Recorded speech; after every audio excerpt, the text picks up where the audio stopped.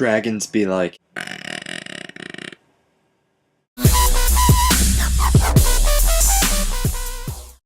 Hey guys, it's Jonathan from Stub Masters to review How to Train Your Dragon 2.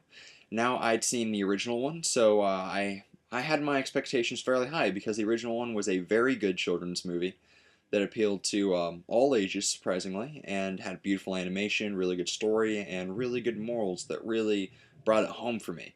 So I had a certain expectation that I wanted How to Train Your Dragon 2 to either be the same as or exceed, and I am happy to tell you that How to Train Your Dragon 2 exceeds the first one in almost every single way.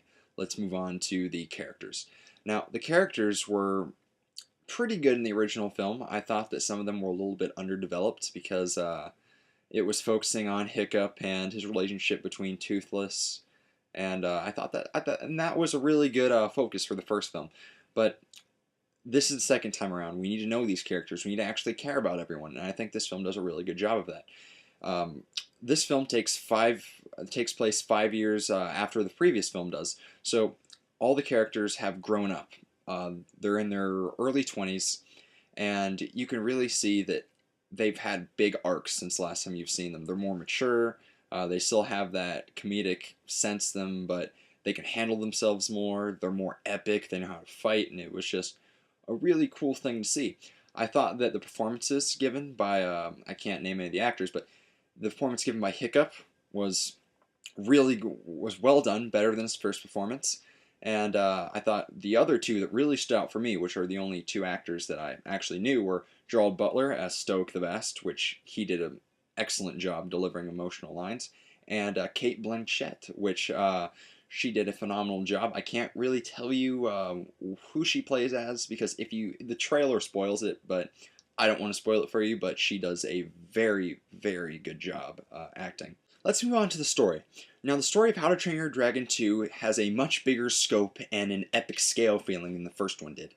This time, because there's more at stake, there's an actual villain in this movie, and just everything there's a lot of different subplots going on. There's one with Hiccup and his family, as well as the bigger one, which is a dragon army that's going to try to take over the entire planet. And I thought that was a little bit cheesy at first, but as the film went on, I realized it had a lot of emotional weight to it, and I actually cared about what was going on, especially towards the end of the second act and going into the third act.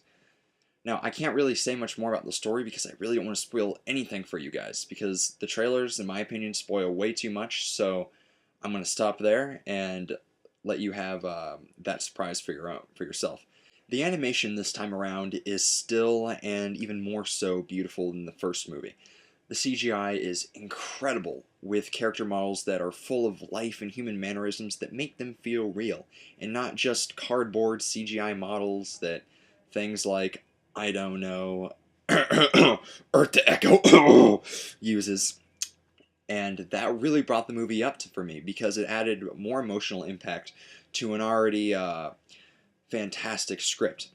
So bottom line, How to Train Your Dragon 2 is the best animated movie of the summer thus far, delivering great action with great emotional impact that make it more than just your average children's movie. I'm going to award How to Train Your Dragon 2 4.5 out of 5 stars. So how'd you like our review? Did you love us? Did you hate us? Let us know in the comments below, and don't forget to like and subscribe and follow our Twitter page in the descriptions below. Have a wonderful day.